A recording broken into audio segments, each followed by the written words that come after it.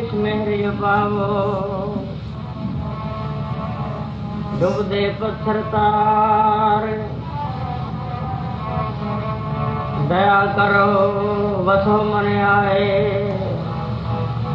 मोहे निर्गुण लीजै लड़लाए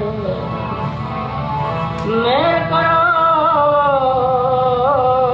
तृणते मोहे जाहे गरीब नवाज न दूसर तो सो भूल क्षमो हमरी प्रभु आपन भूलनहार कहाँ को मोसा लेखे विच लालू जी जन्म तुम्हारे लेखे विच लालू जी जन्म तुम्हारे लेखे विच लालू जी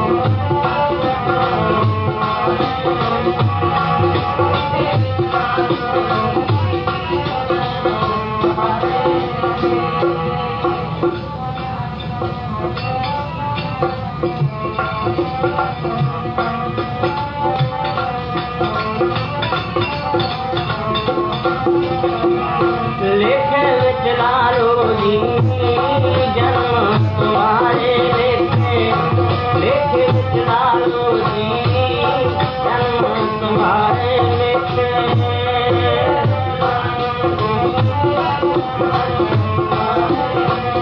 हाँ लेखे विच लालू जी जन्म तुम्हारे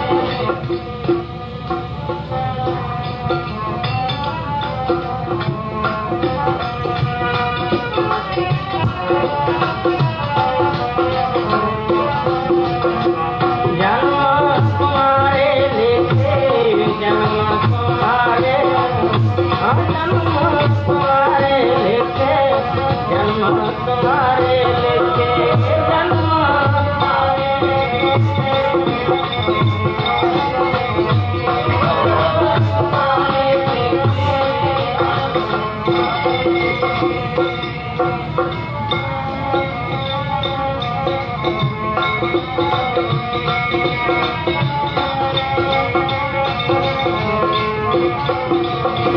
जन्म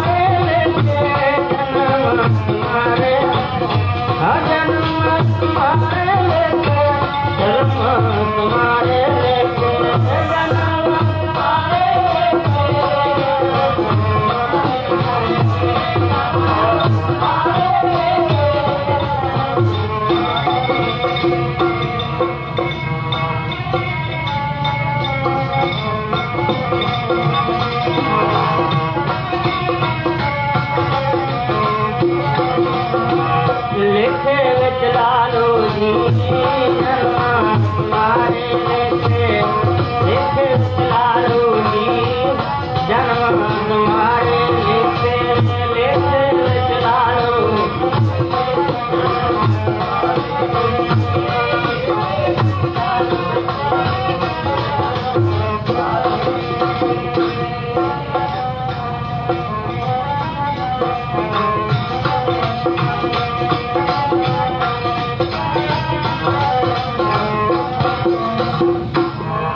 हम सार दयाल ना तुम सार अब यार क्या कीजै बचनी तोर मोर मन मन जन को पूर्ण दीजै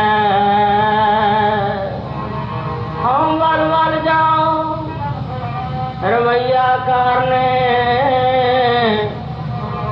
कारण कवने बोल बहुत जन्म बिछरे थे माधो खात पीत खेलत हस्त पर में जन्म अनेक कहो जलते काढ़ो प्रभु नानक तेरी टेक बहुत जन्म बिछरे थे माधो कैद कबीर सुनो रे संतो खेत ही करो नवेरा अब की बार बख्श बंदे को बहर न भव जल फेरा।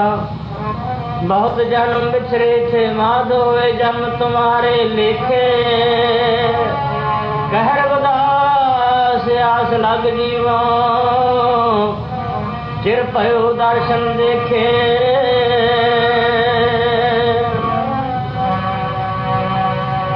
जिए जन्म तुम्हारे लेखे लिखे लाल माल का। जन्म तुम्हारे लेखे लिखे लाल माल का।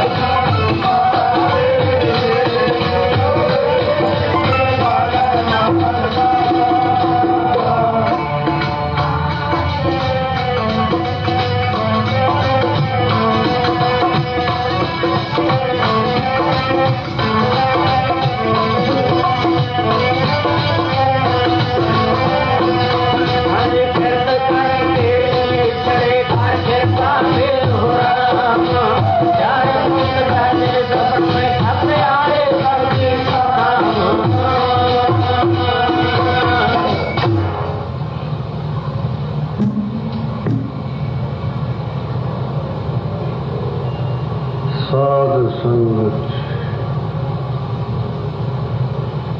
सारे प्रेमी ਕੰਮਾਂਕਾਰਾਂ ਨੂੰ ਪਿੱਛੇ ਛੱਡ ਕੇ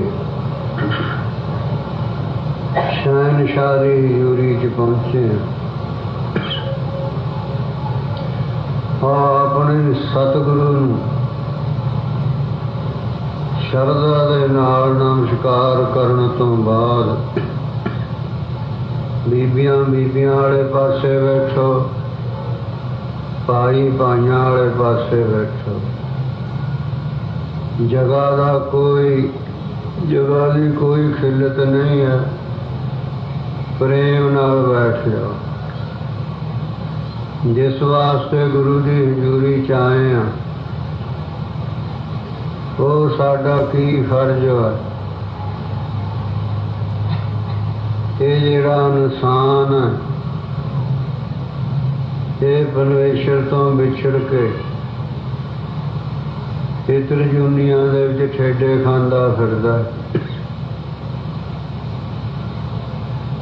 ਮਨੁੱਖਾ ਦੇ ਪ੍ਰਾਪਤ ਹੋਈ ਹੈ। ਹੁਣ ਮਨੁੱਖਾ ਦੇ ਸੰਬੰਧ ਕਰਕੇ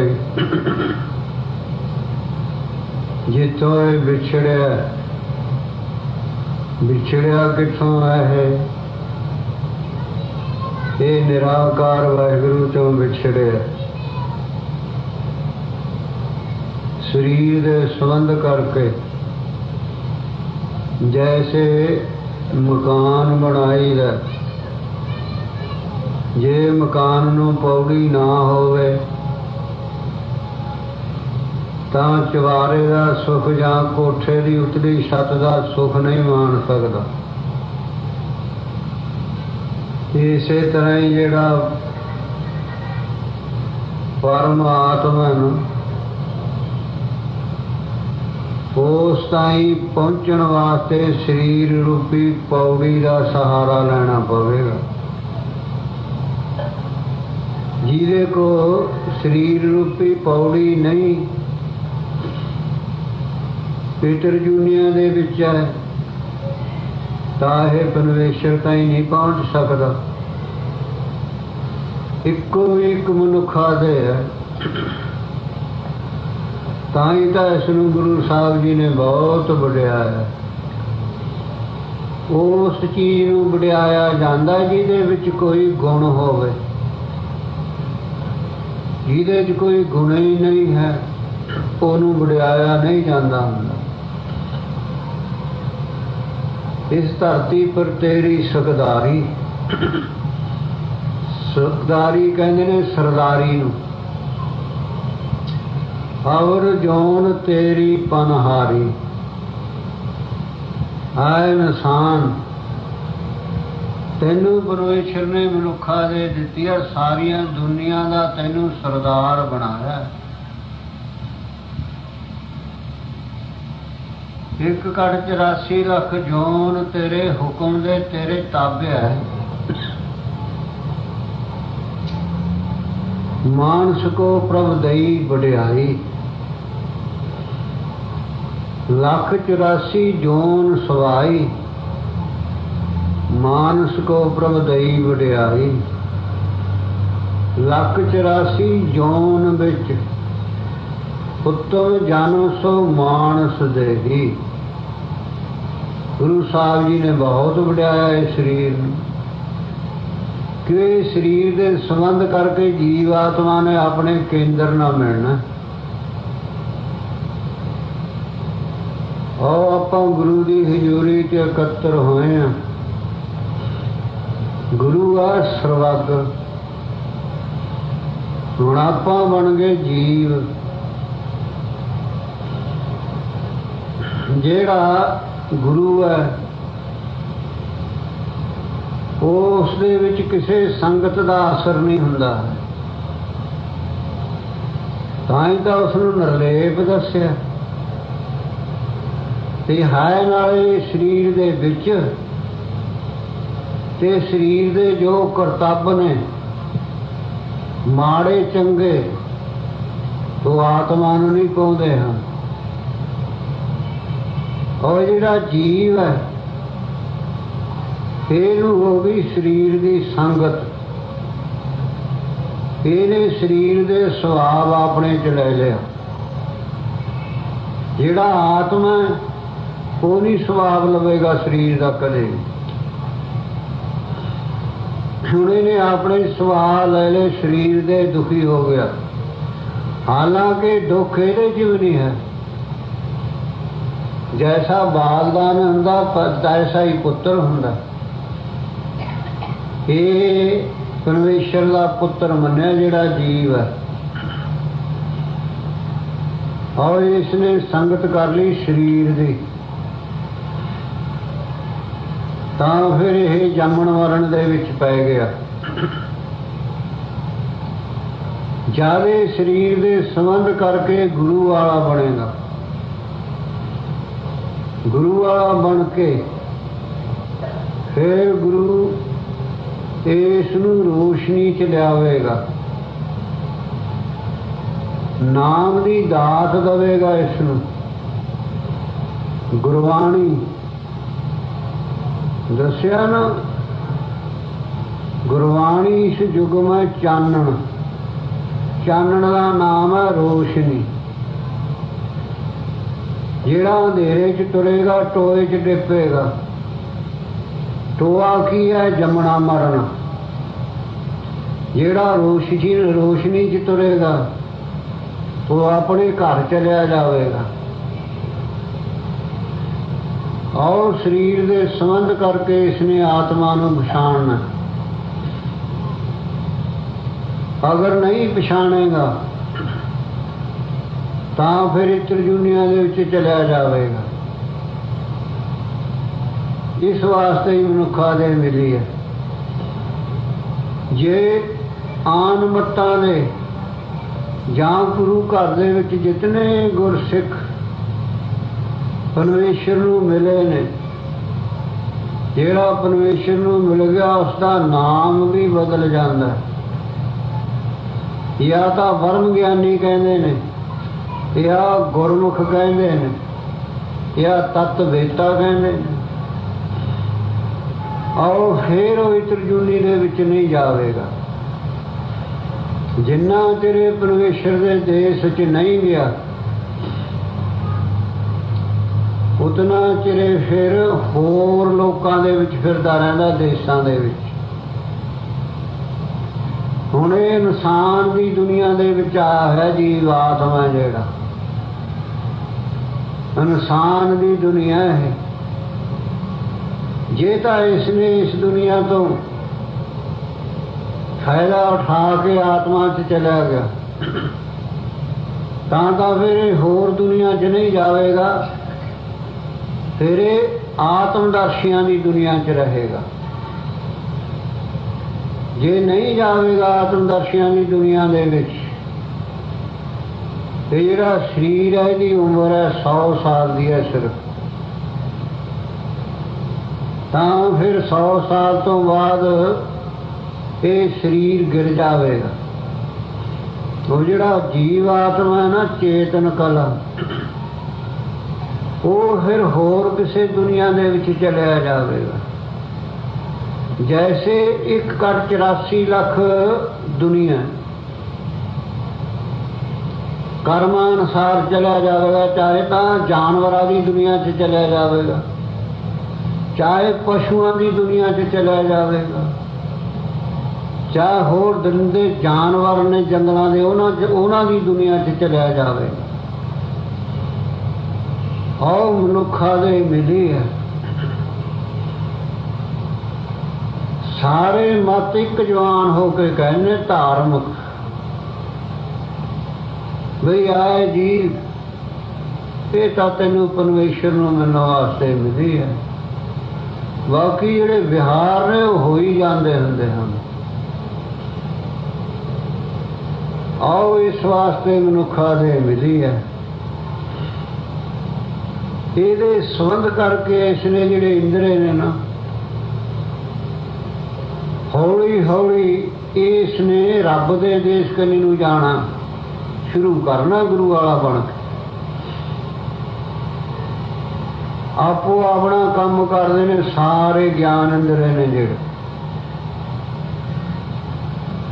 ਪੈਰਾਂ ਨੇ ਆਪਣਾ ਕੰਮ ਕਰਨਾ, ਤੁਰਨਾ।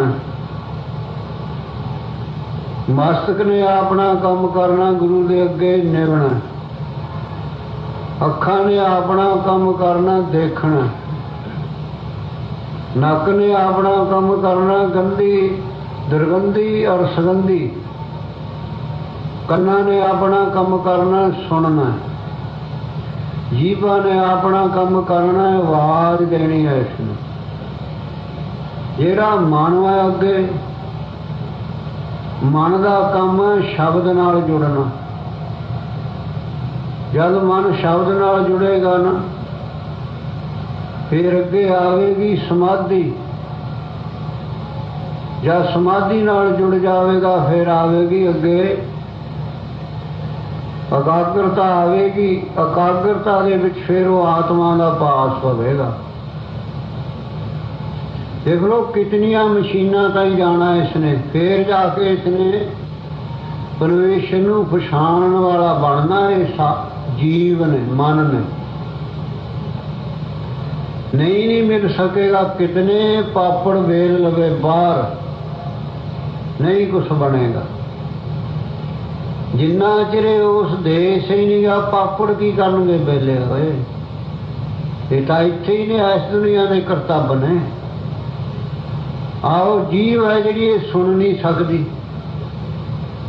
देख लो परमेश्वर ने ऐसा शरीर बनाया ना, जब आरफां की दुनिया च चलिया जाएगा ना, आरफां की दुनिया च फिर इसने शरीर नूं ही रब मन लेना। हुण आपां मनदे नहीं हां कि अपनी जिहड़ी बुद्ध है ना मन ये मैला मैला होने करके पछाण नहीं सकता इस गल नूं। जैसे गुरु साहब ने तो गल सिद्ध कर दी कि गुरु तो सर्वज्ञ हुंदा ना। हर का सेवक हर ही जेहा, कोई बाहरली कविता नहीं है।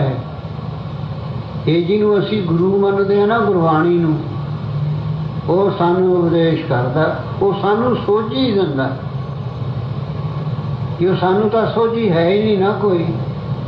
असी तो रखालू लोग हाँ, असी तो द्वंदवादी हाँ, असी तो दुआ देखते हैं, असी तो द्वैत दे विच रहने। औ फलाना मेरा दुश्मन है, औ फलाना मेरा मित्र है, ऐसा। पर नहीं, गुरु को ये गल नहीं है। गुरु ने तो हकीकत दसनी है ते मनना ना मनना है कि इंसान का बुद्ध के गुणसर। हर का सेवक सेवक हुंदा जेड़ा वो गुरु के हुक्म अनुसार सेवा करता, उन्हें सेवक कहते हैं। सेवा करदियां करदियां उसका मन इतना एकाग्र हो गया, ओदी जिहड़ी सुरती आत्मा नाल जुड़ गई। उस जुड़ी हुई सुरत का फिर गुरु साहब ने अखरां दे विच अवदेश रूप प्रगट कर दिते। अखर हर का सेवक हर ही जेहा, भेद ना जानो मानस देहा। कहते शरीर ना देखो तुसी, हुण आपां चमदर्शी हाँ, आपां तां चम्मे ही वरखना, आत्मा का तो आपां नूं पता नहीं कित्थे है। जिहड़ा आत्मदर्शी होवेगा वो शरीर नहीं हुंदा। जब शरीर ही नहीं फिर शरीर मनना की है उसने। उसकी तो मनावत बहुत उच्ची चली गई। ये उच्ची मनावत वास्ते वालियां वास्ते गुरु साहब ने बाणी लिखी है। 3 किस्म की बाणी है, भयानक है, रौचक है, यथार्थ है। हुण आ यथार्थ बाणी है, यानी असलियत जो है वो जनाई है गुरु साहब ने। हर का सेवक हर ही जेहा, भेद ना जानो मानस देहा। आप रखते हैं शरीर अगे भी ये परमेश्वर वर्गा कैसे हो जाएगा। आप शरीरवादी हैं, अपने आप को शरीर ही मनते हैं, शरीर तो अगे निकले नहीं। आप जब आप शरीर तो अगे निकल जाएंगे ना, जी अपनी मनाओ तो हम आप हैरान हो जाएंगे। ओहो मैं समझदा की सी, ये तो ਨਿਕਲੀ ਕੀ ਤੇ ਅੱਗੇ ਲੱਗ ਗਿਆ।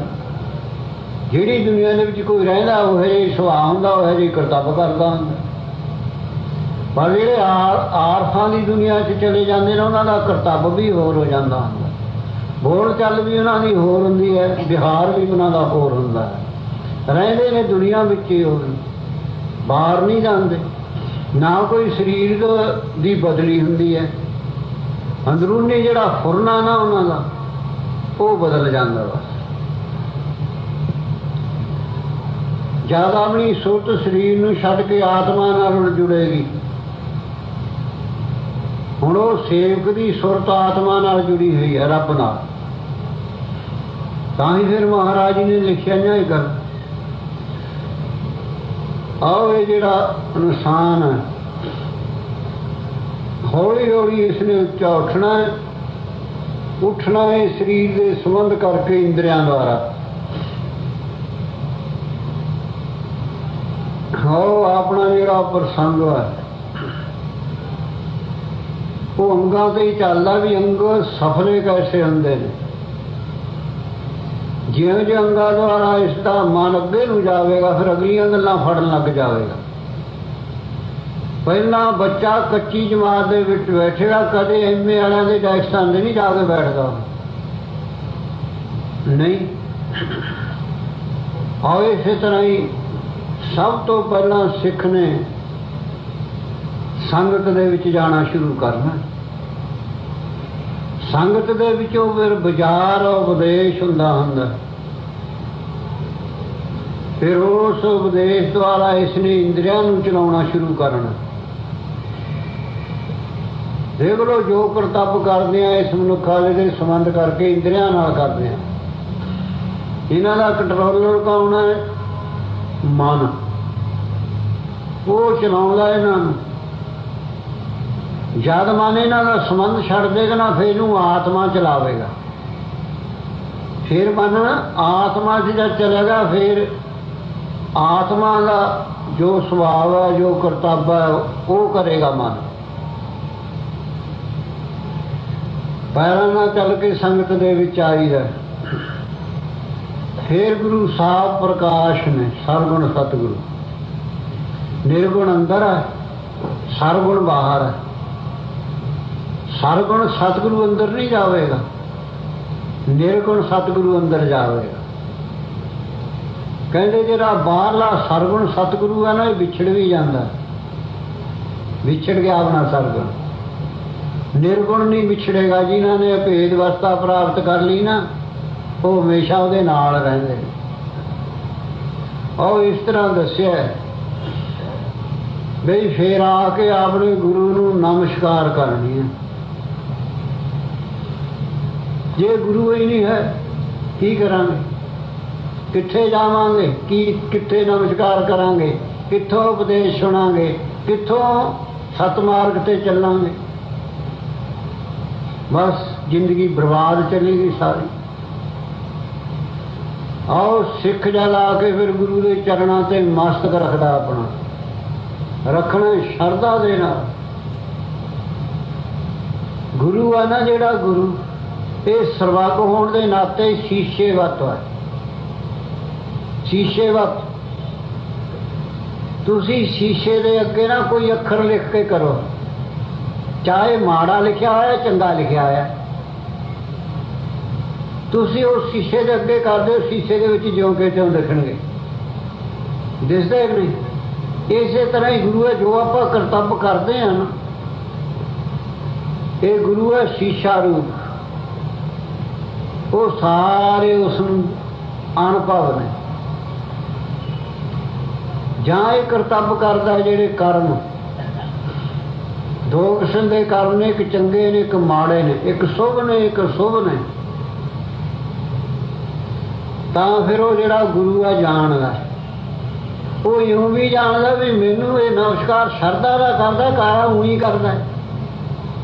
ਗੁਰੂ ਫਿਰ ਕਾਹਦਾ ਹੋਇਆ ਜੇ ਇੰਨੀ ਗੱਲ ਦਾ ਪਤਾ ਨਾ ਹੋਇਆ ਉਹਨੂੰ? ਗੁਰੂ ਨੂੰ ਸਭ ਪਤਾ। ਗੁਰੂ ਕੋ ਫਿਰ ਤਾਂ ਹੀ ਤਾਂ ਸਿੱਖ ਦਾ ਭਲਾ ਕਰੇਗਾ, ਤਾਂ ਹੀ ਤਾਂ ਸਿੱਖ ਨੂੰ ਦੱਸੇਗਾ ਵੀ ਤੇਰੇ ਚਾਹ ਗੁਣ ਨੇ। ਜੇ ਉਹ ਪੱਗੇ ਹੀ ਗੁਰੂ ਆ, ਉਹਨੇ ਕੀ ਕਰਨਾ? ਲਫਾਫ ਗੁਰੂ ਵੀ ਹੁੰਦੇ ਨੇ ਬਹੁਤ, ਪਰ ਉਹ ਲਿਬਾਸ ਹੈ ਗੁਰੂਆਂ ਵਾਲਾ ਹੁੰਦਾ, ਉਹਨਾਂ ਦੀ ਉਹ ਅਵਸਥਾ ਨਹੀਂ ਹੁੰਦੀ ਗੁਰੂ ਵਾਲੀ, ਤਾਕਤ ਨਹੀਂ ਹੁੰਦੀ, ਰੋਸ਼ਨੀ ਨਹੀਂ ਹੁੰਦੀ ਗੁਰੂ ਵਾਲੀ ਉਹਦੇ। ਆਓ ਕਹਿੰਦੇ ਜਦ ਇਹ ਮੱਥਾ ਲਾਉਂਦਾ ਨਾ ਚਰਨਾਂ ਤੇ, ਇਹਦੇ ਜਿਹੜੇ ਮਾੜੇ ਕਰਮ ਲਿਖੇ ਹੁੰਦੇ ਨੇ ਕਹਿੰਦੇ ਉਹ ਸਿੱਧੇ ਹੋ ਜਾਂਦੇ ਨੇ, ਸ਼ਰਧਾ ਨਾਲ ਆਵੇਗਾ ਤਦ, ਬਗੈਰ ਸ਼ਰਧਾ ਤੋਂ ਕਦੇ ਸਿੱਧੇ ਨਹੀਂ ਹੋਣੇ ਹਨ। ਇਹ ਅਸੂਲ ਆ ਪਰਮੇਸ਼ਰ ਦਾ ਹੈ। ਤਾਂ ਹੀ ਤਾਂ ਦੱਸਾਂ ਸਰਦਾ ਮਾਨੰ ਲਬਧੰ ਗਿਆਨੰ, ਲਾ ਕਹਿੰਦੇ ਗੁਰੂ ਤੇ 100% ਸ਼ਰਧਾ ਹੋ ਜਾਵੇ ਸਿੱਖ ਨੂੰ, ਕਹਿੰਦੇ ਜਦੇ ਗਿਆਨ ਹੋ ਜਾਊਗਾ। ਗਿਆਨ ਕਰ ਦੇਗਾ ਗੁਰੂ, ਕਿ ਉਹਦੇ 'ਚ ਤਾਕਤ ਹੈ ਨਾ। ਇਹ ਆਪਣੇ ਦੋਸ਼ ਦੂਰ ਕਰੇ, ਗੁਰੂ ਤਾਂ ਤਿਆਰ ਹੀ ਰਹਿਣਾ ਗਿਆਨ ਕਰਨ ਨੂੰ। ਜਿਸੇ ਕਿਸੇ ਦੀ ਦੁਕਾਨ ਹੈ, ਕੋਈ ਬਹੁਤ ਬੜੀ ਫਰਮ ਹੈ, ਉਹ ਹਮੇਸ਼ਾ ਮਨ ਦੇ ਵਿੱਚ ਫੁਰਨਾ ਕਰਦਾ ਰਹਿੰਦਾ ਵੀ ਖਰੀਦਾਰ ਆਉਣ ਅਤੇ ਫਿਰ ਮੈਂ ਉਹਨਾਂ ਨੂੰ ਜਿਨਸ ਦੇਵਾਂ, ਮੇਰਾ ਸੌਦਾ ਵਿਕੇ। ਜੇ ਹੁਣ ਉੱਥੇ ਕੋਈ ਆਵੇ ਹੀ ਨਾ ਸੌਦਾ ਲੈਣ ਵਾਲਾ, ਉਹਦਾ ਫੁਰਨੇ ਕਰਦਾ, ਉਹਦਾ ਫੁਰਨੇ ਕਰਦਾ ਆਵੇ ਕੋਈ ਗਿਆਨ ਲੈਣ ਵਾਲਾ, ਪਰ ਲੈਣ ਆਉਂਦਾ ਹੀ ਨਹੀਂ ਕੋਈ ਗਿਆਨ ਕਰੋ। ਪਦਾਰਥ ਲੈਣ ਆਉਂਦੇ ਨੇ, ਘਰੋਂ ਪਦਾਰਥ ਦੇ ਤਾਂ ਦਿੰਦੇ ਨੇ ਉਹ, ਪਰ ਖੁਸ਼ ਨਹੀਂ ਹੁੰਦੇ ਪਦਾਰਥ ਦੇ ਤਾਂ ਦੇਣਗੇ ਜਿਗਿਆਸੂ ਨੂੰ, ਜਿਵੇਂ ਸਿੱਖ ਨੂੰ ਗੁਰੂ ਦਿੰਦਾ ਹੈ, ਪਰ ਸਿੱਖ ਤਾਂ ਖੁਸ਼ ਹੋਇਆ ਜਦ ਉਹ ਗਿਆਨ ਮੰਗੇ। ਗਿਆਨ ਆਪਾਂ ਮੰਗਦੇ ਕੋਈ ਨਹੀਂ ਗੁਰੂ ਕੋਲ। ਆਓ ਜਦ ਗਿਆਨ ਮੰਗੇਗਾ ਇਹ ਬਾਕੀ ਦੇ ਪਦਾਰਥ ਆਪੇ ਹੀ ਆ ਜਾਣਗੇ। ਆਪਾਂ ਉੱਥੇ ਜੇ ਚੜ੍ਹੇ ਨਹੀਂ ਹਾਂ, ਉਰੇ ਫਿਰਦੇ ਹਾਂ ਪਦਾਰਥਾਂ 'ਚ। ਆਓ ਕਹਿੰਦੇ ਜਿਹੜੇ ਕਰਮ ਨੇ ਆ ਤਾਂ ਕੈਂਸਲ ਹੀ ਹੋ ਜਾਂਦੇ ਨੇ ਸ਼ਰਧਾ ਮੁਤਾਬਕ, ਤੇ ਨਹੀਂ ਫਿਰ ਕਹਿੰਦੇ ਉਹ ਸਿੱਧੇ ਹੋ ਜਾਂਦੇ ਨੇ, ਚੰਗੇ ਹੋ ਜਾਂਦੇ ਨੇ। ਪੜੋ ਪ੍ਰੇਮ ਨਾਲ ਤਿੰਨ ਹਿੱਸਿਆਂ ਦੇ ਵਿੱਚ ਬੋਲਿਓ, ਪਹਿਲਾਂ ਜੱਠਾ ਬੋਲੇਗਾ, ਫਿਰ ਸਾਰੇ ਭਾਈ ਬੋਲਿਓ, ਫਿਰ ਸਾਰੀਆਂ ਬੀਬੀਆਂ ਗੱਜ ਵੱਜ ਕੇ ਬੋਲਿਓ, ਪੜੋ ਪ੍ਰੇਮ ਦੇ ਨਾਲ। ਮਾੜੇ ਕਰਮਾਂ ਵਾਲੀ ਰੇਖਾ ਮਤ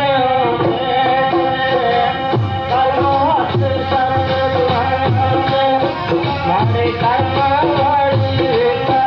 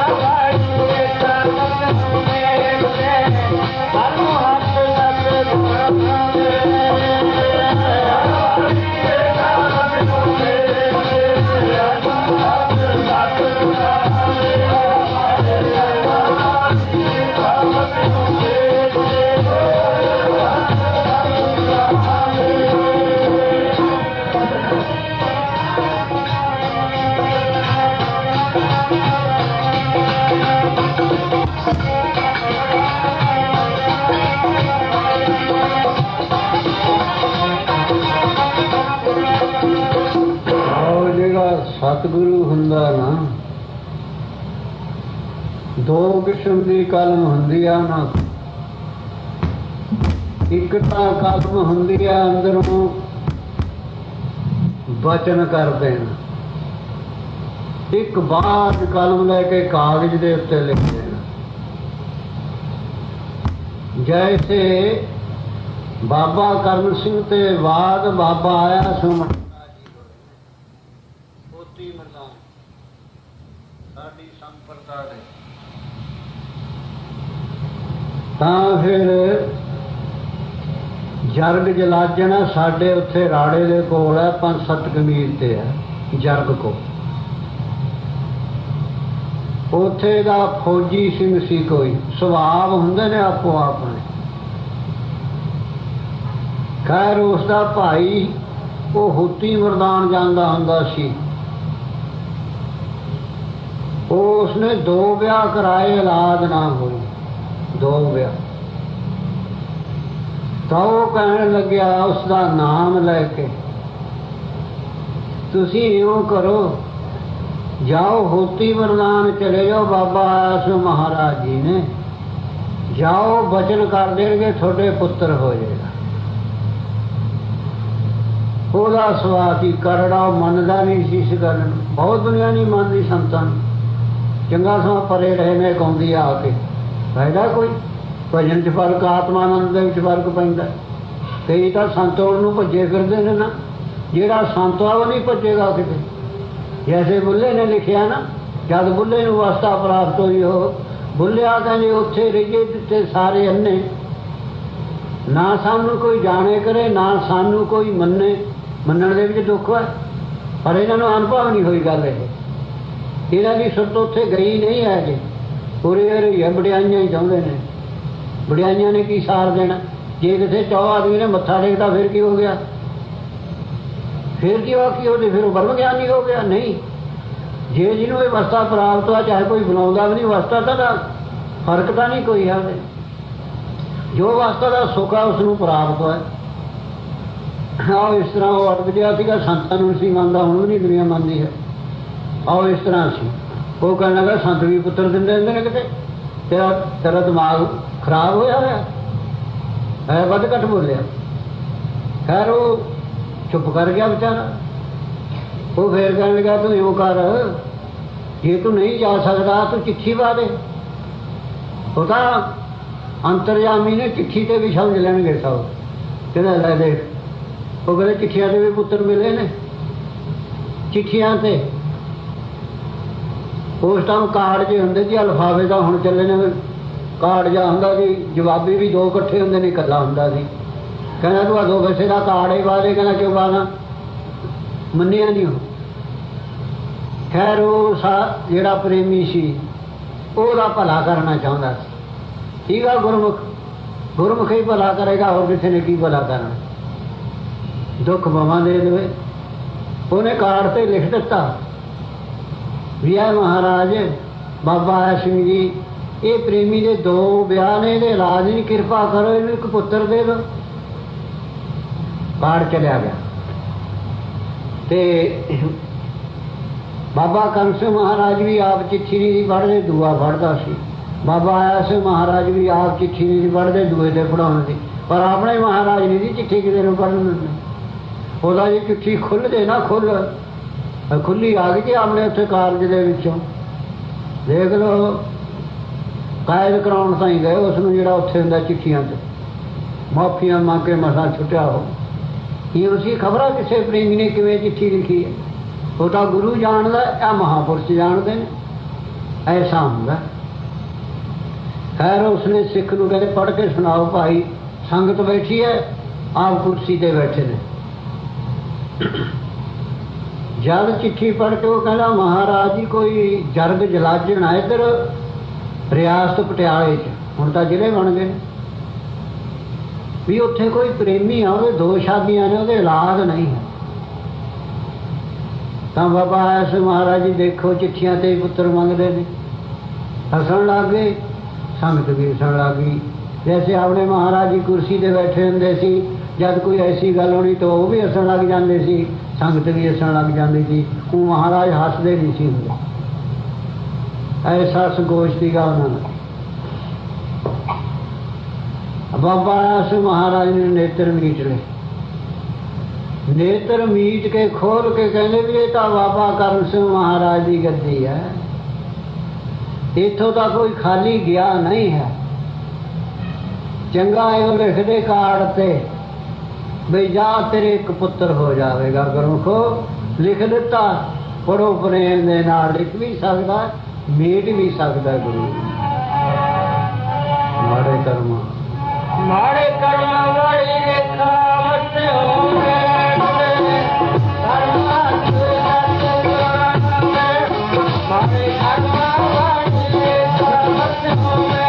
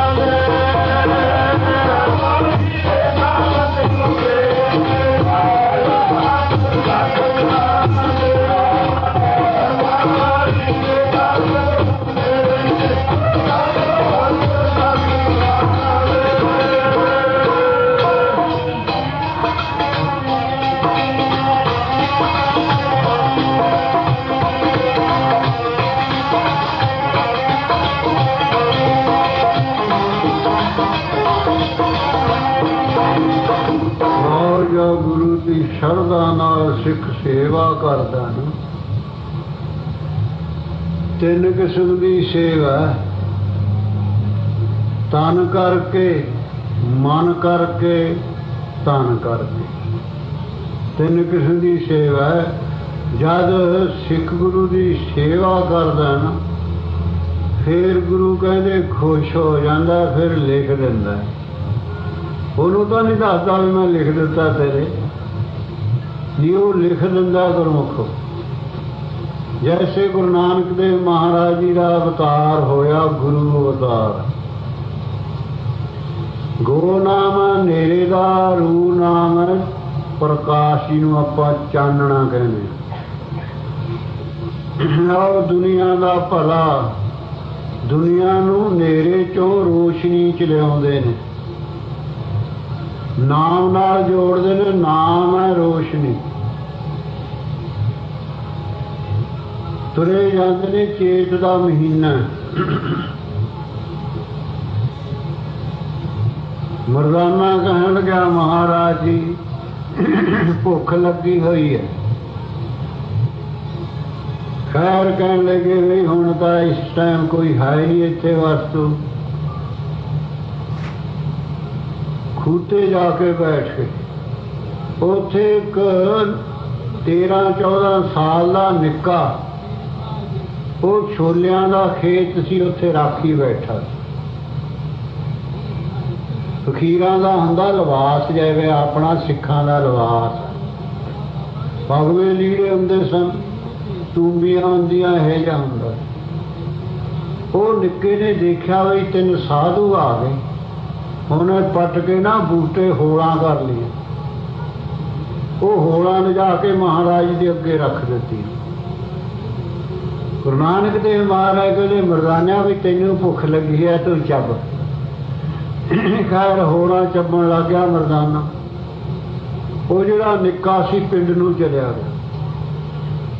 ਉਹਨੂੰ ਪਤਾ ਵੀ ਇਹ ਭੁੱਖੇ ਨੇ ਵਿਚਾਰੇ, ਹੋਲਾਂ ਚੱਬਦੇ ਨੇ। ਪ੍ਰਸ਼ਾਦ ਪਾਣੀ ਤਿਆਰ ਕਰਕੇ ਲਿਆਇਆ, ਪ੍ਰਸ਼ਾਦ ਪਾਣੀ। ਖੈਰ ਪ੍ਰਸ਼ਾਦ ਪਾਣੀ ਛਕਿਆ ਮਹਾਰਾਜ ਜੀ, ਤੇ ਉਹ ਮਹਾਰਾਜ ਕਹਿਣ ਲੱਗੇ ਵੀ ਕਾਕਾ ਤੂੰ ਜਾਈ ਨਾ, ਅੱਜ ਸਾਡੇ ਕੋਲੇ ਹੀ ਰਹੇ, 7 ਵਜੇ ਵੀ ਮੈਂ ਤੁਹਾਡੀ ਸੇਵਾ ਕਰਾਂਗਾ। ਉਹ ਜਿਹੜਾ ਦੇਸ਼ ਦਾ ਰਾਜਾ ਸੀ ਨਾ, ਉਹਦੇ ਔਲਾਦ ਨਹੀਂ ਸੀ, ਉਹ ਮਰ ਗਿਆ।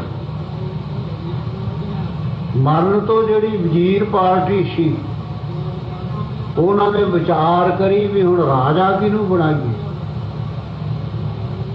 ਆਪਾਂ ਬਣ ਨਹੀਂ ਸਕਦੇ, ਜੇ ਆਪਾਂ ਬਣ ਗਏ ਦੂਏ ਲੜਨਗੇ ਵੀ ਤੂੰ ਕਿਉਂ ਬਣ ਗਿਆ, ਮੈਂ ਨਹੀਂ ਤੇਰੇ ਵਰਗਾ।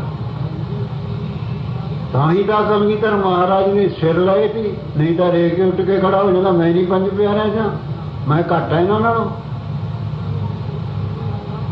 ਸਿਰ ਨਾ ਦਿੱਤਾ ਫਿਰ। ਇਸ ਤਰ੍ਹਾਂ ਦਾ ਗੁਰੂ ਹੁੰਦਾ ਸਰਵੱਗ, ਐਨ ਪਾਣੀ ਅਰਧ ਤੋਂ ਛਾਣ ਦਿੰਦਾ, ਭੁਲੇਖਾ ਨਹੀਂ ਰਹਿਣ ਦਿੰਦਾ। ਖੈਰ ਉਹ ਕਹਿਣ ਲੱਗੇ ਉਹ ਕਰੋ। ਦਰਵਾਜ਼ੇ ਹੁੰਦੇ ਸੀ ਅੱਗੇ ਸ਼ਹਿਰਾਂ ਨੂੰ, ਕਿਉਂ ਬਾਹਰਲੇ ਲੋਕ ਆ ਕੇ ਲੁੱਟ ਕੇ ਲੈ ਜਾਂਦੇ ਸੀ। ਉਹਨਾਂ ਨੇ ਇਹ ਮਤਾ ਪਾਸ ਕੀਤਾ ਬਈ ਸਵੇਰੇ ਆਪਾਂ ਸਾਰੇ ਜਾ ਕੇ ਦਰਵਾਜ਼ਾ ਖੋਲਾਂਗੇ, ਜਿਹੜਾ ਦਰਵਾਜ਼ੇ ਦੇ ਮੂਹਰੇ ਖੜਾ ਹੋਊਗਾ ਉਸ ਨੂੰ ਤਖਤ ਤੇ ਬਹਾ ਦਾਂਗੇ। ਖੈਰ ਉਹ ਨਿੱਕਾ ਸਾਰੀ ਰਾਤ ਰਿਹਾ ਉੱਥੇ। ਜਦ ਹੋਇਆ ਤੜਕਾ, ਗੁਰੂ ਨਾਨਕ ਦੇਵ ਮਹਾਰਾਜ ਕਹਿੰਦੇ ਯਾਰ ਸੁਲਤਾਨ ਤੂੰ ਜਾ ਹੁਣ ਪਿੰਡ ਨੂੰ ਚਲਿਆ ਜਾ, ਜਾ ਘਰ ਨੂੰ ਆਪਣੇ। पर उन्होंने पता नहीं लग्या। सुल्तान राजे नूं कहने, वो आ गया, दरवाजा जे खुलिया नहीं थी, बाहर आके मूहरे खड़ गया। जद नूं वजीर मंडली आ गई, दरवाजा खड़ गया, तो दरवाजा खोलिया, वो निक्का बाहर खड़ा। देख लो, राज लिख दिता। राज इन्नी ताकत आ गुरु दे विच। गुरु एक गरीब आदमी छोलियां दी राखी बैठता सी, गरीब जिमीदारां दा मुंडा। इधर आ कहने अंदौर करनी है, वो जगह अंदौर करनी है। अब इस तरह उन्होंने जगह ही बस नमस्कार करके ले गए, राजगद्दी ते बहाल के तिरक लग गया, राजा बन गया। गुरु लिख दिता। आओ, गुरु लिख भी सकता है और मेट भी सकता है। ताकत उहदे सिख वा जिहड़ा सिख, ये भी मेट सकता, कहते लिख भी सकता। सिख भी, सिख दे विच भी गुरु वाली ही ताकत हुंदी है। जैसे कलगीधर महाराज दस्या जिहड़ा आत्मदर्शी है, वो है, दूआ नहीं। रसूल हुंदा है, जे उहदे विचों रसूल घटदा ना, तां समझो उहदे विचों गुण आया होया। आत्मरस जे जान ही सोआ खालस देव, प्रभ मैं मोह मैं तास मैं रंचक नाही पे। आत्मदर्शी है ना जिहड़ा गुरसिख, चाहे किसी मत का पढ़ो प्रेम नाल। कलगीधर महाराज कहते वो साडे वर्गा ही है। फिर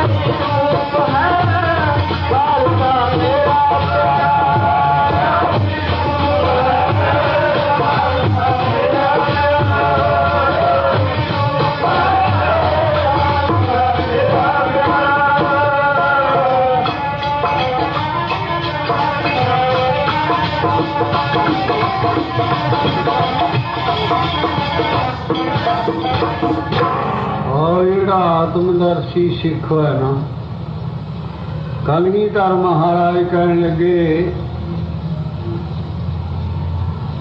मेरे विच और उस सिख विच और जो निराकार वाहिगुरु है ਉਹਦੇ ਵਿੱਚ फर्क नहीं है। और समा बदली तब्दीली ਹੁੰਦਾ ਰਹਿੰਦਾ, कदे समा कहा जा ਜਾਂਦਾ है, कदे समा कहा जा ਜਾਂਦਾ। सारिया मतां ते ही समा बदलदा रहंदा।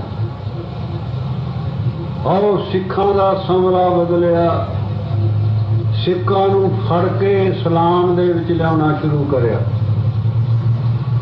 जां फिर तलवार दे घाट उतारना शुरू कर दिता। प्यो पुत सन दो गुरसिख, वो हुकूमत दे हथ च आवे तां बेड़ी डंडा लाता उन्हां दे। उन्होंने कि हुण उन्होंने सवाल रखा भी आ तो इस्लाम के झंडे ठा जाओ, नहीं थोनू कतल किया जाएगा। वो कहते कतल करना सानू मंजूर है, असी नहीं इस्लाम के झंडे उठाना। पढ़ो प्रेरणा छिड़ जावे ता जावे मेरा समा बदलदा रहंदा,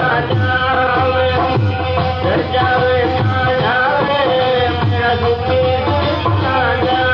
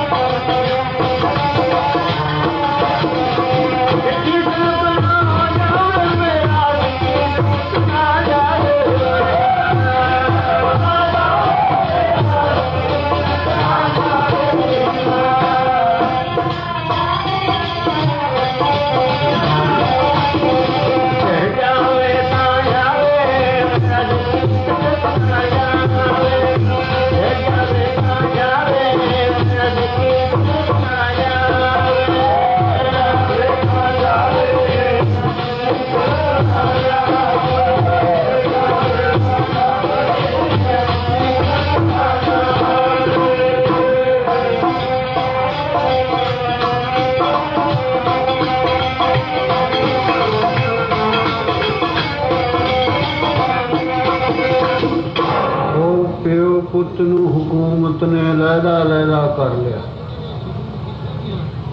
ओदा जिहड़ा पुत्र सी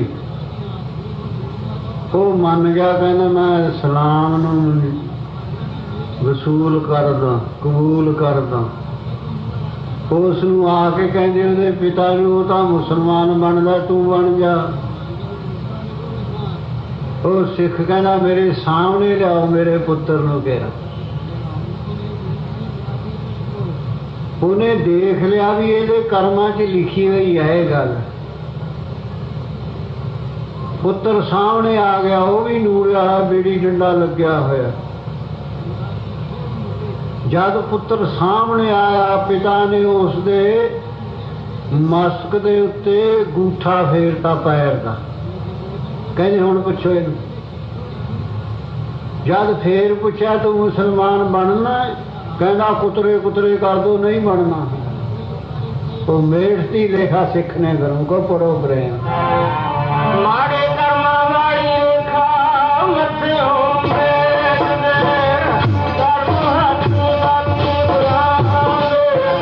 माड़े कर्मा वाली रेखा मथियो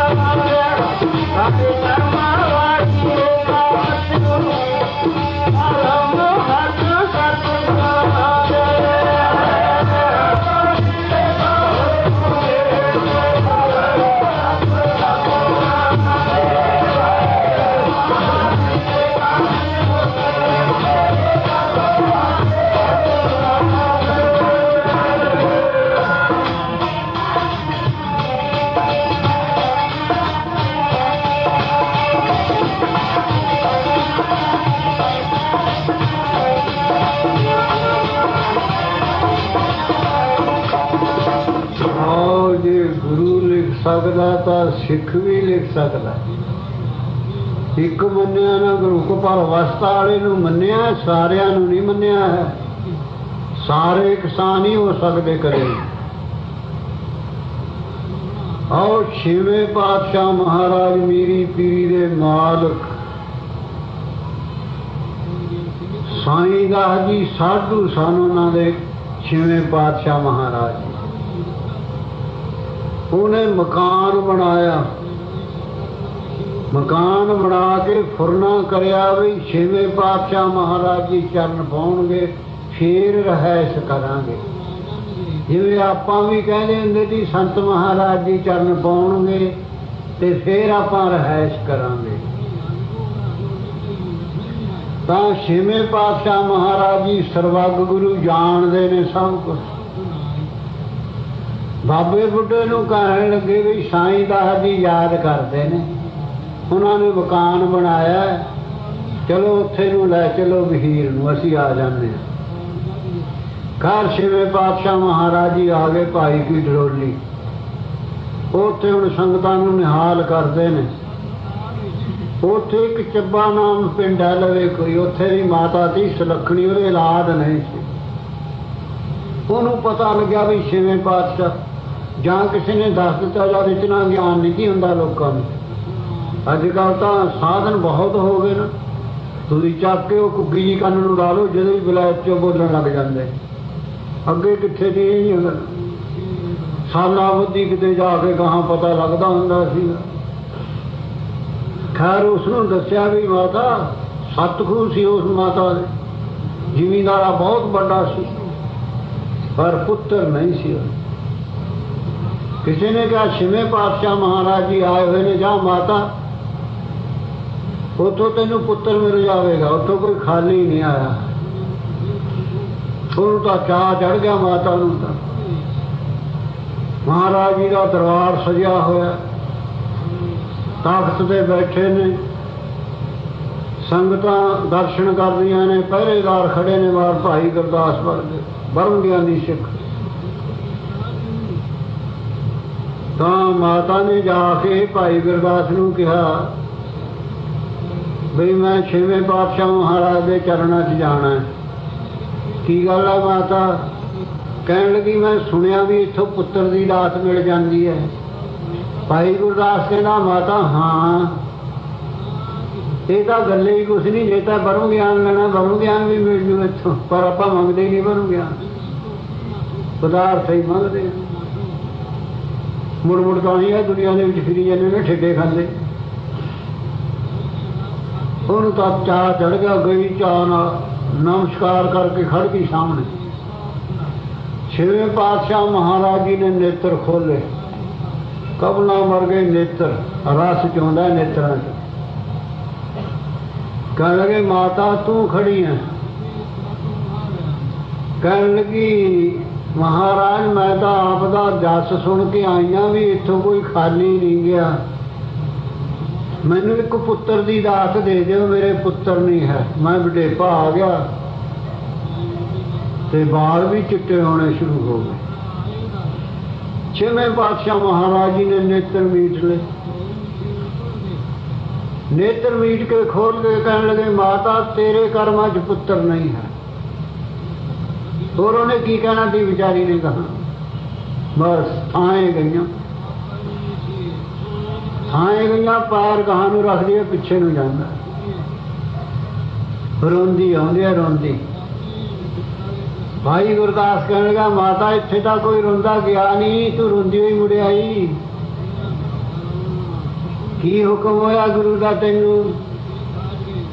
ਕਹਿਣ ਲੱਗੀ, ਭਾਈ ਸਾਹਿਬ ਜੀ ਜਵਾਬ ਮਿਲ ਗਿਆ। ਕੀ ਕਿਹਾ ਸੀ ਉਹਨਾਂ ਨੇ? ਉਹ ਕਹਿੰਦੇ ਕਿ ਤੇਰੇ ਕਰਮਾਂ 'ਚ ਪੁੱਤਰ ਨਹੀਂ ਹੈ। ਪਰ ਇਹ ਲੋਕੇ ਤੂੰ ਇਉਂ ਕਹਿੰਦੀ ਮਹਾਰਾਜ ਜੇ ਅੱਗੇ ਨਹੀਂ ਲਿਖਿਆ, ਤੁਹਾਨੂੰ ਵੀ ਬਹੁਤ ਕੰਮ ਹੈ, ਪਰ ਹੁਣ ਲਿਖ ਦਿਓ। ਕਹਿਣ ਲੱਗੇ, ਭਾਈ ਸਾਹਿਬ ਜੀ ਇਹ ਤਾਂ ਮੈਨੂੰ ਆਉਣੀ ਨਹੀਂ ਗੱਲ, ਸਿੱਧੇ ਸਾਦੇ ਲੋਕ ਹੁੰਦੇ। ਗੁਰਦਾਸ ਜੀ ਕਹਿਣ ਲੱਗਿਆ, ਉਹ ਕਰ ਜਾ ਇੱਥੋਂ ਕਲਮ ਤੇ ਦੁਆਤ ਲੈ ਕੇ ਆ। ਸਿੱਖ ਹਰ ਇੱਕ ਦਾ ਭਲਾ ਚਾਹੁੰਦਾ ਗੁਰਮੁਖ। ਤਾਂ ਫਿਰ ਉਹ ਗਈ ਭੱਜੀ, ਕਲਮ ਦੁਆਤ ਲੈ ਆਈ। ਤਾਂ ਮਹਾਰਾਜ ਜੀ ਫਿਰ ਘੋੜੇ ਤੇ ਸਵਾਰ ਹੋ ਕੇ ਸ਼ਹਿਰ ਨੂੰ ਜਾਂਦੇ ਹੁੰਦੇ ਸਨ। ਫਿਰ ਮਹਾਰਾਜ ਜੀ ਘੋੜੇ ਤੇ ਸਵਾਰ ਹੋ ਕੇ ਸੂਰਮੇ ਸਿੱਖ ਨੇ ਨਾਲ ਘੋੜਿਆਂ ਤੇ ਚੜੇ ਆ ਰਹੇ ਨੇ। ਭਾਈ ਗੁਰਦਾਸ ਜੀ ਵੀ ਖੜਾ। ਕਹਿਣ ਲੱਗੇ, ਇਉਂ ਕਰੀ ਤੂੰ ਮਾਤਾ, ਬਾਗ ਫੜ ਲਈ ਘੋੜੇ ਦੀ। ਜਦ ਛੇਵੇਂ ਪਾਤਸ਼ਾਹ ਮਹਾਰਾਜ ਜੀ ਲਵੇ ਆਏ, ਕਿਉਂ ਜਦ ਨਿਕਲਦੇ ਨੇ ਮਹਾਂਪੁਰਸ਼ ਜਾਨ, ਜਿਵੇਂ ਆਪਣੇ ਮਹਾਰਾਜ ਜੀ ਘੋੜੀ ਤੇ ਚੜ੍ਹ ਕੇ ਜਾਂਦੇ ਸੀ ਬਾਹਰ ਨੂੰ, ਜਾਂ ਘੋੜੀ ਤੇ ਚੜ੍ਹਦੇ ਸੀ, ਆਲੇ ਦੁਆਲੇ ਸੰਗਤ ਤੇ ਸੰਗਤ ਖੜੀ ਹੁੰਦੀ ਸੀ। ਇਸ ਤਰ੍ਹਾਂ ਉਹ ਮਾਈ ਨੇ ਬਾਗ ਫੜ ਲਈ, ਬੁੜੀਆਂ ਹੁੰਦੀਆਂ ਸੀ ਟਕੜੀਆਂ ਅੱਗੇ। ਛੇਵੇਂ ਪਾਤਸ਼ਾਹ ਮਹਾਰਾਜ ਕਹਿੰਦੇ, ਮਾਤਾ ਤਾਂ ਬਾਗ ਫੜ ਲਈ ਘੋੜੇ ਦੀ। ਕਹਿ ਲੱਗੀ, ਮਹਾਰਾਜ ਜੇ ਆਪ ਨੇ ਅੱਗੇ ਨਹੀਂ ਲਿਖਿਆ, ਹੁਣ ਲਿਖ ਦਿਓ। ਮਹਾਰਾਜ ਜੀ ਝਾਕੇ ਭਾਈ ਗੁਰਦਾਸ ਗੰਨੀ ਨੂੰ। ਭਾਈ ਗੁਰਦਾਸ ਵੀ ਬਰਮ ਗਿਆਨੀ ਸਿੱਖ ਸੀ, ਕੋਈ ਆਹੂ ਕਾਹੂ ਨਹੀਂ ਸੀ ਸਿੱਖ। ਕਹਿਣ ਲੱਗੇ, ਮਾਤਾ ਨੂੰ ਜੁਲਤੀ ਦੱਸਤੀ ਭਾਈ ਗੁਰਦਾਸ ਜੀ। ਕਹਿੰਦੇ, ਚੰਗਾ ਲਿਆ ਮਾਤਾ, ਲਿਖ ਦਿੰਦੇ ਆ ਤੇਰੇ ਪੁੱਤਰ ਕਰਮਾਂ ਦੇ ਵਿੱਚ। ਮਾਤਾ ਨੇ ਲਗਾਮ ਨਹੀਂ ਛੱਡੀ, ਮਹਾਰਾਜ ਜੀ ਨੂੰ ਕਲਮ ਫੜਾਤੀ, ਕਾਗਜ਼ ਫੜਾਤਾ। ਉਹ ਜਿਹੜੀ ਦੁਆਤ ਸੀ ਉਹ ਆਪਣੇ ਹੱਥ 'ਚ ਰੱਖੀ ਇੱਕ 'ਚ, ਤੇ ਮਹਾਰਾਜ ਜੀ ਨੇ ਡੋਬਾ ਲਿਆ ਦੁਆਤ ਦੇ ਵਿੱਚੋਂ ਸ਼ਾਹੀ ਦਾ। ਜਦ ਉਹ ਕਲਮ ਨੂੰ ਤੇ ਰੱਖ ਕੇ ਏਕਾ ਪਾਉਣ ਲੱਗੇ ਨਾ, ਜੇ ਤਾਂ ਮਗਰੋੜੀ ਆ ਜਾਵੇ ਤਾਂ ਏਕਾ ਬਣਦਾ, ਜੇ ਮਗਰੋੜੀ ਨਾ ਆਵੇ ਖੁੱਲੀ ਰਹਿ ਜਾਵੇ ਫਿਰ ਸਾਦਾ ਬਣਦਾ ਉਹ ਗੁਰਮੁਖੀ ਦੇ ਅੱਖਰ। ਜਦ ਮਹਾਰਾਜ ਜੀ ਨੇ ਕਲਮ ਕਾਗਜ਼ ਤੇ ਰੱਖੀ ਤਾਂ ਘੋੜੇ ਨੇ ਪੌੜ ਚੱਕਤਾ। ਉਹ ਜਿਹੜੀ ਮਗਰੋੜੀ ਆਉਣੀ ਸੀ ਨਾ, ਉਹ ਥੱਲੇ ਨੂੰ ਸਿੱਧੀ ਚਲੀ ਗਈ ਲਕੀਰ। ਛੇਵੇਂ ਪਾਤਸ਼ਾਹ ਮਹਾਰਾਜ ਕਹਿੰਦੇ, ਮਾਤਾ ਭਾਈ ਗੁਰਦਾਸ ਨੇ ਤੇਰੀ ਸਿਫਾਰਿਸ਼ ਕਰੀ ਥੀ ਇੱਕ ਪੁੱਤਰ ਦੀ, ਪਰ ਘੋੜੇ ਨੇ ਸਿਫਾਰਿਸ਼ ਕਰੀ ਆ ਜਾਂ ਸਾਦਾ ਬਣ ਗਿਆ, 7 ਹੋਣਗੇ ਤੇਰੇ ਪੁੱਤਰ। ਲਿਖਿਆ ਗਿਆ ਨਾ ਗੁਰਮੁਖ। ਆਓ ਇਸ ਤਰ੍ਹਾਂ ਗੁਰੂ ਲਿਖਦਾ ਵੀ ਹੈ। ਫਿਰ ਉਹਦੇ ਮਹਾਰਾਜ ਕਹਿਣਗੇ, ਮਾਤਾ ਕੁਝ ਸਾਨੂੰ ਵੀ ਦੇ ਦੀ ਵਿੱਚੋਂ। ਮਾਤਾ ਕਹਿੰਦੀ, ਇਹ ਤਾਂ ਔਖੀ ਗੱਲ ਹੈ, ਜ਼ਿਮੀਂਦਾਰਾਂ ਨਹੀਂ ਚੱਲਦਾ 6-7 ਮਹੀਨਾ, ਤਾਂ 2 ਤਾਂ ਮਿੱਠੇ ਲਿਆਉਣਗੇ, 2 ਹਲ ਵਾਹੁਣਗੇ, 2 ਖੂਹ ਚਲਾਉਣਗੇ, 1 ਅੱਧਾ ਚੌਧਰੀ ਵੀ ਚਾਹੀਦਾ ਵਿੱਚੋਂ। ਮੈਂ ਕੀ ਦਊਂਗੀ ਤੁਹਾਨੂੰ? ਇਸ ਤਰ੍ਹਾਂ ਮਹਾਰਾਜ ਜੀ ਨੇ ਲਿਖਤਾ ਗੁਰੂ ਕੋ ਦੱਸਿਆ। ਮੇਟ ਵੀ ਸਕਦੇ ਨੇ, ਲਿਖ ਵੀ ਸਕਦੇ ਨੇ, ਪੜ੍ਹੋ ਪ੍ਰੇਮ ਨਾਲ।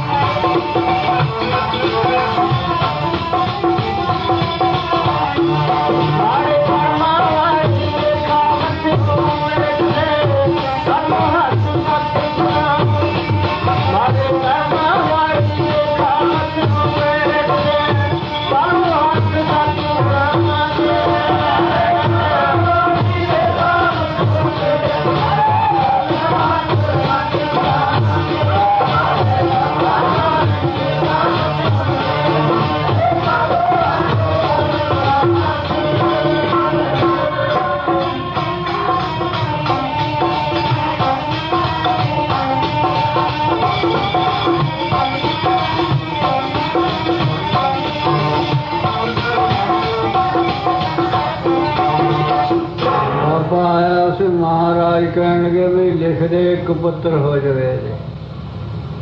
ਕਾਰਡ ਤੇ ਲਿਖ ਦਿੱਤਾ ਗੁਰਮੁਖ। ਕੀ ਹੋਇਆ 11 ਮਹੀਨੇ ਤੇ ਬਾਅਦ ਉਹਦੇ ਪੁੱਤਰ ਨੇ ਪੈਦਾ ਲੈ ਲਏ, ਉਹਦੇ ਘਰ ਪੈਦਾ ਹੋ ਗਿਆ। ਉਹ ਹੈਰਾਨ ਹੋ ਗਿਆ। ਉਹ ਜਿਹੜਾ ਕਹਿੰਦਾ ਸੀ ਸੰਤ ਵੀ ਪੁੱਤਰ ਦੇ ਦਿੰਦੇ ਹੁੰਦੇ ਨੇ, ਉਹਨੂੰ ਤਾਂ ਸ਼ਰਧਾ ਆ ਗਈ, ਕੰਨ ਖੁੱਲ ਗਏ। ਉਹ ਜਿਹੜੀ ਵਸਤੂ ਨਾ ਮਿਲਦੀ ਜੇ ਮਿਲ ਜਾਵੇ ਕਿਸੇ ਕੋਲੋਂ ਕਿਤਨਾ ਚੰਗਾ ਲੱਗਦਾ ਹੋਵੇ। ਜਿੰਨਾ ਚਿਰ ਦੂਰ ਹੈ ਜਾਂ ਨੇੜੇ ਹੋ ਕੇ ਦੇਖਦਾ ਫੇਰ ਪਤਾ ਲੱਗਦਾ।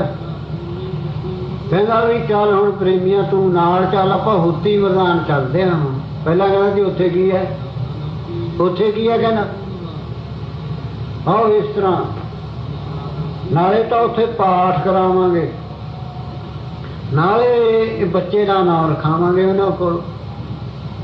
ਖੈਰ ਆਪਣੇ ਟੱਬਰ ਸਮੇਤ ਦੋਏ ਲੈ ਲਈਆਂ ਸਪਤਨੀਆਂ, ਹੋਤੀ ਵਰਨਾਨ ਚਲੇ ਗਏ। ਪਾਠ ਸ਼ੁਰੂ ਹੋ ਗਿਆ। ਪਾਠ ਤੋਂ ਬਾਅਦ ਫਿਰ ਅਰਜ਼ ਕਰੀ ਉਸਨੇ, ਮਹਾਰਾਜ ਜੀ ਇਹ ਮੇਰੇ ਪੁੱਤਰ ਦਾ ਨਾਮ ਰੱਖ ਦਿਓ। ਨਾਲੇ ਉਹ ਖਿਲਕਾ ਪਾਉਂਦੇ ਨੇ, ਉਧਰ ਰਿਵਾਜ ਆ ਖਿਲਕਾ, ਆਪਣੇ ਕਨੀ ਰਿਵਾਜ ਆ ਮਹਾਂਪੁਰਸ਼ਾਂ ਤੋਂ ਰੁਮਾਲ ਲੈ ਆਉਣਾ, ਜਾਂ ਉਹ ਆਪਣੇ ਗੱਲ ਦਾ ਪਰਨਾ ਦੇ ਦਿੰਦੇ ਹੁੰਦੇ ਹਨ। ਐਸਾ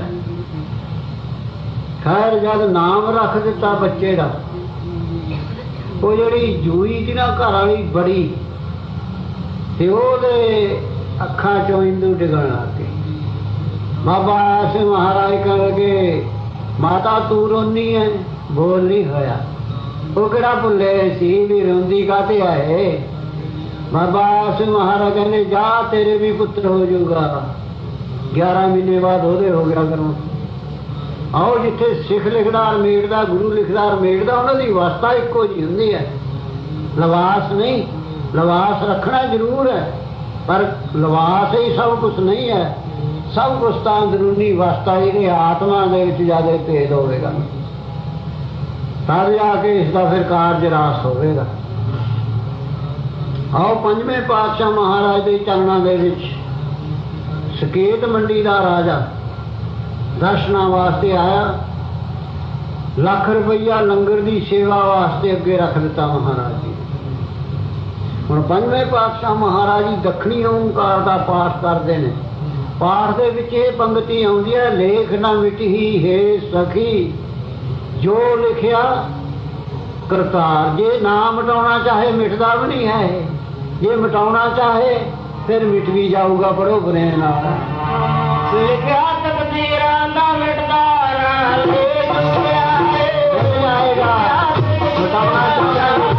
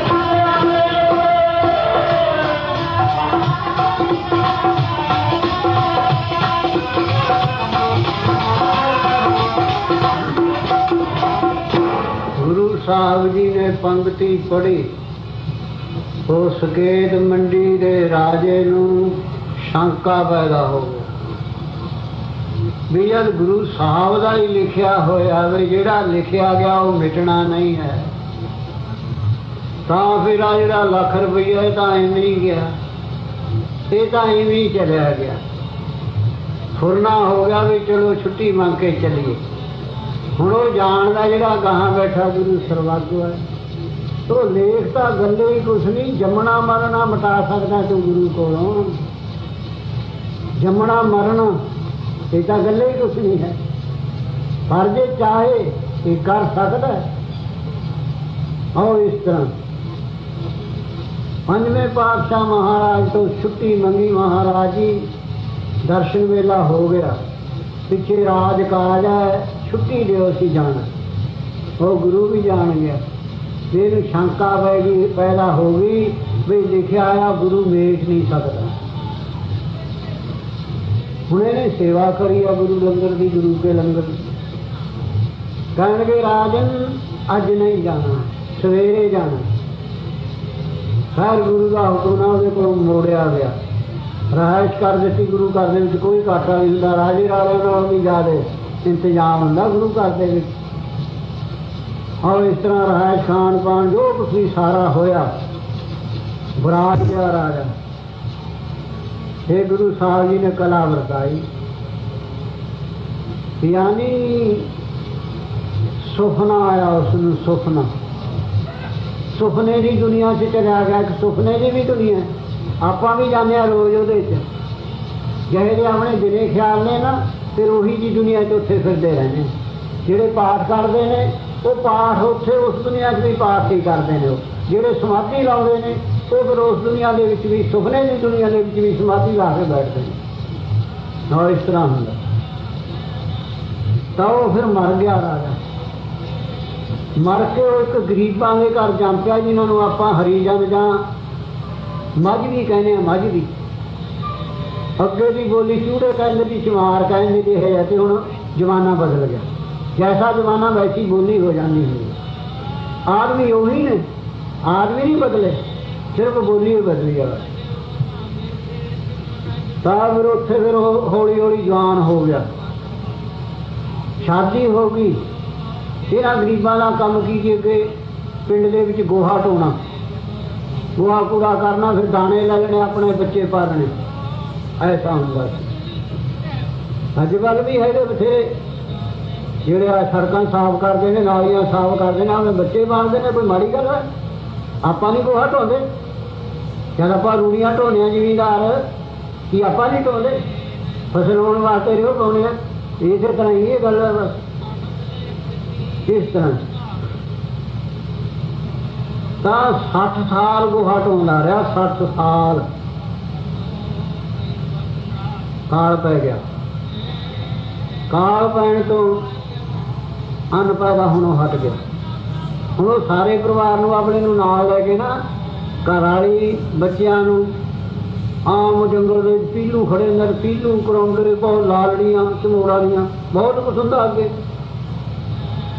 इस तरह चिपड़ बहुत होंदा सी मारू ही कहते सारियां गल्लां बेर झाड़ियां ने अजकल झाड़ी नहीं है खैर वो पीलू ते चढ़ गया टाइम उस टाइम पीलू आंदा सी पीलू बेरां वर्गे हुंदे ने असीं खांदे रहे डंगर चारदे एक हुंदियां जंडी उहदियां फलियां हुंदियां ने वो भी बहुत मिठियां हुंदियां ने बहुत फल हुंदे सी इहदे जंगलां दे विच तां ही ये जिहड़े साधु लोक हुंदे जंगलां दे विच तपस्या करदे ਉਹ खा कंद मूल भी कहंदे ने सी